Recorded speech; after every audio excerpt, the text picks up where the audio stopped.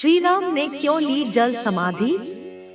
अयोध्या आगमन के बाद राम ने कई वर्षों तक अयोध्या का राजपाट संभाला और इसके बाद गुरु वशिष्ठ व ब्रह्मा ने उनको संसार से मुक्त हो जाने का आदेश दिया। एक घटना के बाद उन्होंने सरयू नदी में जल समाधि ले ली थी। अश्विन पूर्णिमा के दिन मर्यादा पुरुषोत्तम राम ने अयोध्या से सटे फैजाबाद शहर के सरयू किनारे जल समाधि लेकर महाप्रयाण किया। श्री राम ने सभी की उपस्थिति में ब्रह्मा मुहूर्त में सरयू नदी की ओर प्रयाण किया। उनके पीछे थे उनके परिवार के सदस्य भरत, शत्रुघ्न, उर्मिला, मांडवी और श्रुतकीर्ति। ओम का उच्चारण करते हुए वे सरयू के जल में एक एक पग आगे बढ़ते गए और जल उनके हृदय और अधरों को छूता हुआ सिर के ऊपर चढ़ गया। क्यों ली जल समाधि? यमराज यह जानते थे कि भगवान की इच्छा के बिना भगवान न तो स्वयं शरीर का त्याग करेंगे और न शेषनाग के अंशावतार लक्ष्मण जी। ऐसे में यमराज ने एक चाल चली। एक दिन यमराज किसी विषय पर बात करने भगवान राम के पास आ पहुँचे।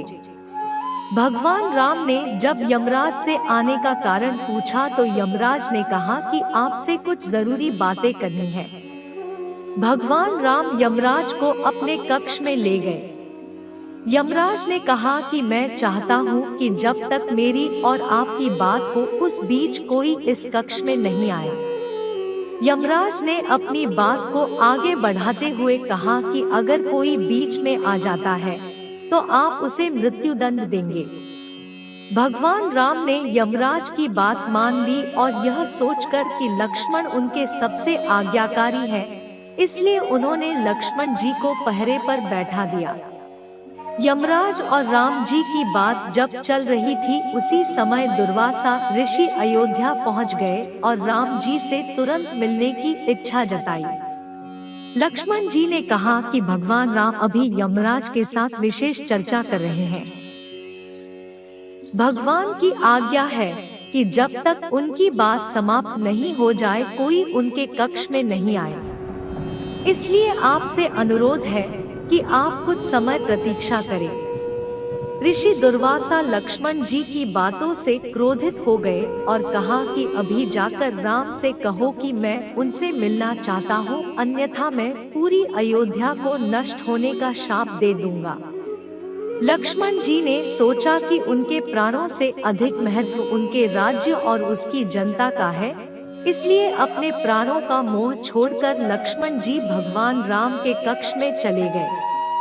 भगवान राम लक्ष्मण को सामने देखकर हैरान और परेशान हो गए। भगवान राम ने लक्ष्मण से पूछा कि यह जानते हुए भी कि इस समय कक्ष में प्रवेश करने वाले को मृत्युदंड दिया जाएगा, तुम मेरे कक्ष में क्यों आए हो?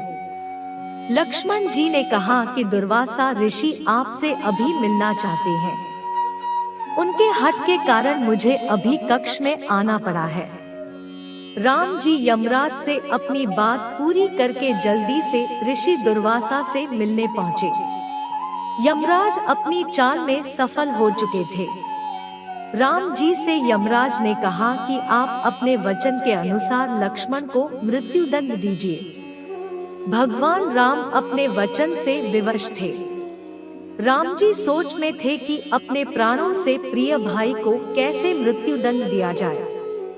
राम जी ने अपने गुरु व वशिष्ठ जी से इस विषय में बात की तो गुरु ने बताया कि अपनों का त्याग मृत्युदंड के समान ही होता है, इसलिए आप लक्ष्मण को अपने से दूर कर दीजिए, यह उनके लिए मृत्युदंड के बराबर ही सजा होगी। जब राम जी ने लक्ष्मण को अपने से दूर जाने के लिए कहा तो लक्ष्मण जी ने कहा कि आपसे दूर जाकर तो मैं यूं भी मर जाऊंगा, इसलिए अब मेरे लिए उचित है कि मैं आपके वचन की लाज रखूं।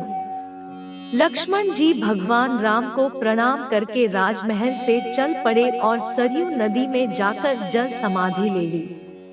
इस तरह राम और लक्ष्मण दोनों ने अपने अपने वचनों और कर्तव्य का पालन किया। इसलिए कहते रघुकुल रीति सदा चली आई, प्राण जाए पर वचन न जाए।